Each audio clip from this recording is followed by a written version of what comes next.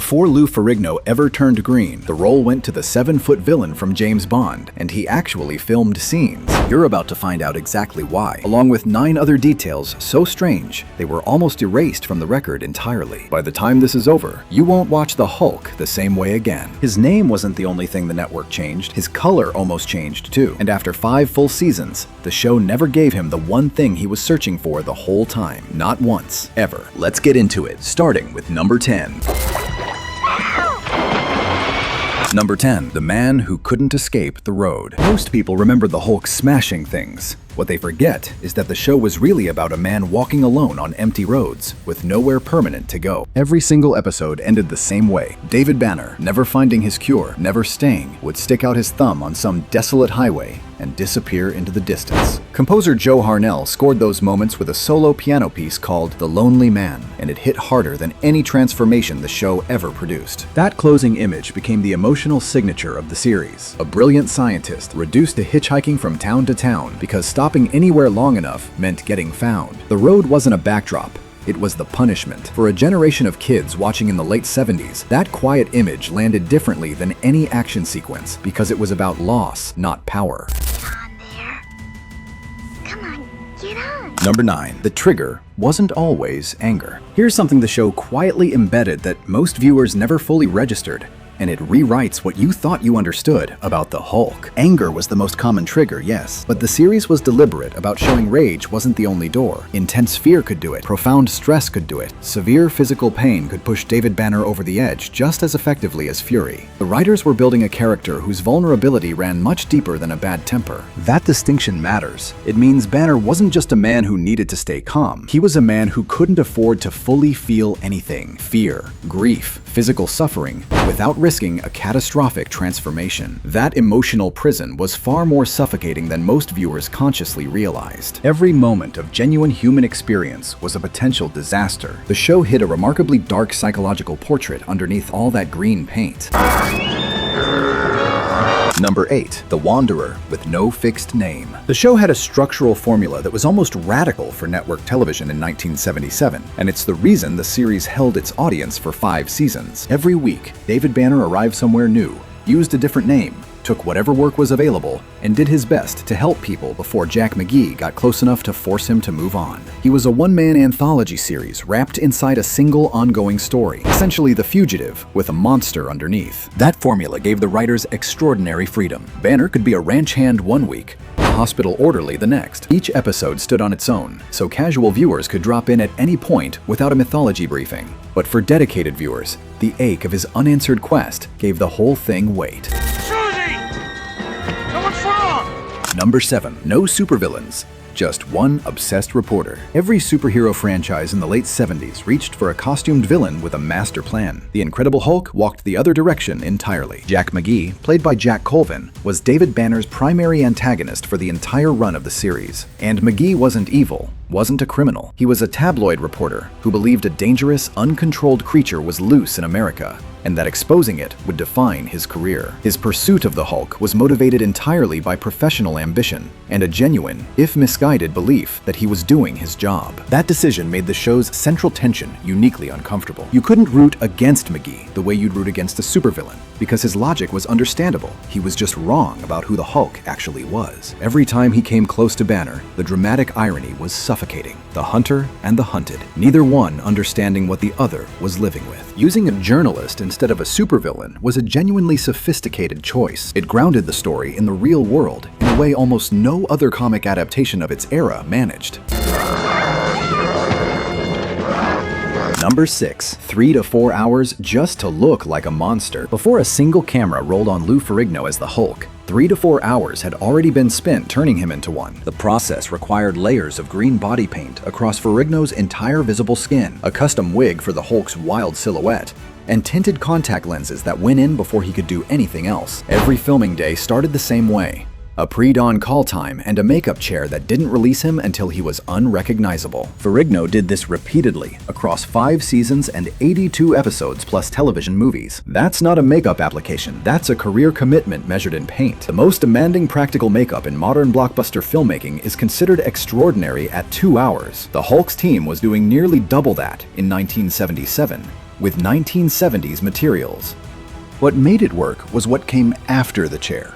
Ferrigno's physical presence, the way he moved and communicated without a single line of dialogue, was so visceral that audiences accepted the green without hesitation. The paint was just the setup. Ferrigno was the effect. Number 5. Betty Ross never showed up. In the comics, Betty Ross was central to Bruce Banner's story, his primary love interest, the person whose presence gave the tragedy of his condition its full human weight. The TV series made a deliberate decision to leave her out entirely. There was no recurring Betty Ross in The Incredible Hulk. The producers chose to keep David Banner without a consistent romantic attachment because a permanent love interest would have broken the formula the show was built on. Banner's isolation was the story. A relationship that followed him town to town would have given him something to hold on to, and the show needed him to have nothing permanent. It's a surprisingly ruthless creative decision. Betty Ross wasn't forgotten or overlooked. She was deliberately removed because her presence would have undermined the emotional architecture of the series. Individual episodes gave Banner temporary connections, people he helped, women he briefly connected with, but every connection ended. He always left. The road always claimed him back. Betty Ross existing would have been a lifeline, and the show had no interest in giving him one. Listen, here's $5. Number 4. The Hulk's poignant, piano-driven soul. Joe Harnell won a Primetime Emmy for the Lonely Man theme, and if you've ever heard it, you already understand why. The piece was a deceptively simple solo piano composition, built around a melodic phrase that seemed to be perpetually searching for a resolution it never quite found, which was the entire point. Harnell wrote music that functioned as a direct emotional translation of Banner's condition, always moving,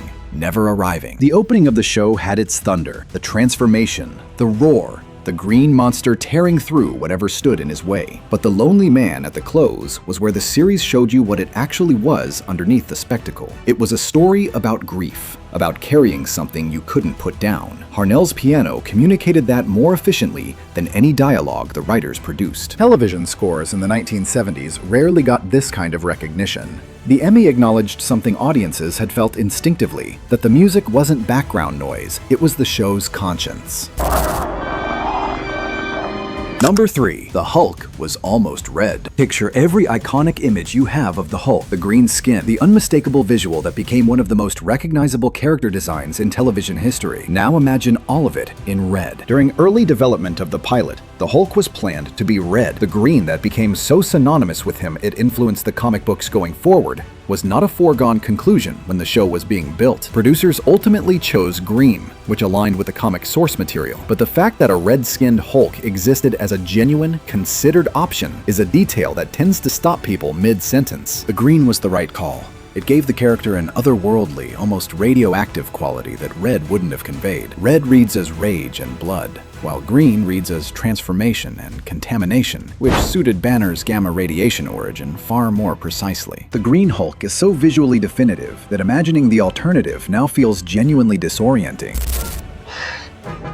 Number 2. The show ended without an answer. David Banner never found his cure. Not in the pilot, not in the finale, not once in 5 seasons. The original series concluded without resolving its central premise. Banner had spent the entire run traversing the country, living under false names, sacrificing any stable life, all in pursuit of a solution the show simply never delivered. It ended and left him exactly where it found him, alone, on the road, still searching, still transforming, still running from Jack McGee. For a generation of viewers who'd followed his journey for years, that non-resolution was genuinely unsettling. There were no final season storylines building toward a breakthrough, no last-minute cure, no peace. Later, made-for-TV reunion movies would attempt to address the open ending, but the original series offered nothing. What makes this cut deeper is that the show's premise made a permanent cure feel like a realistic destination. Banner was a scientist with a specific, identifiable cause for his condition. The answer felt findable. The show spent 5 seasons telling audiences it might be, and then simply stopped. It's one of the most quietly devastating creative choices in 70s television. Whether intentional or a casualty of cancellation,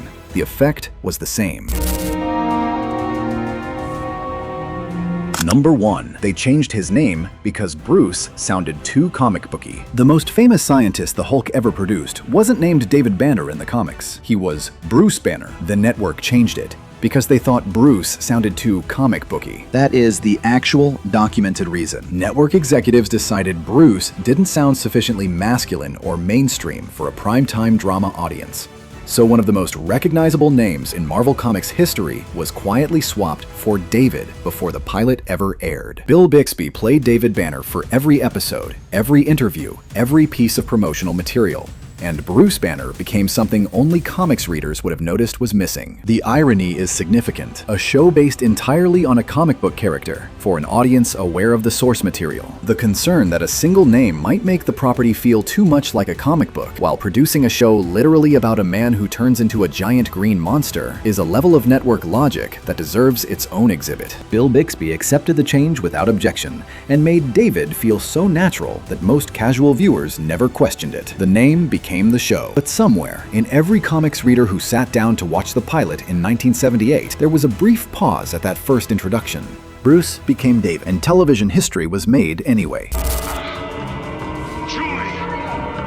Bonus fact, the man who played Jaws first played the Hulk. Before Lou Ferrigno's name was ever attached to the role, someone else showed up to set in the Hulk's green makeup, and his resume included biting through steel cables as a James Bond villain. Richard Kiel, the 7'2" actor immortalized as Jaws in The Spy Who Loved Me and Moonraker, was the original choice to play the Hulk. He was cast, he filmed scenes for the pilot, and he genuinely went through the process of becoming the character. The problem, as producers saw it, was that Kiel's height was extraordinary, but his physique through the costume didn't project the overwhelming muscular mass the role demanded. The visual language of the Hulk required height, bulk, and the kind of physical density that read as unstoppable on a standard screen. Kiel had the height and the menace, but the costume didn't translate his frame the way the production needed. Lou Ferrigno, at the time a competitive bodybuilder with a resume of championship titles, solved that problem the moment he walked in. What's fascinating is imagining a version of the show with Kiel in the role, the Hulk and Jaws, played by the same man in consecutive years, as the most physically imposing presence in two different franchises.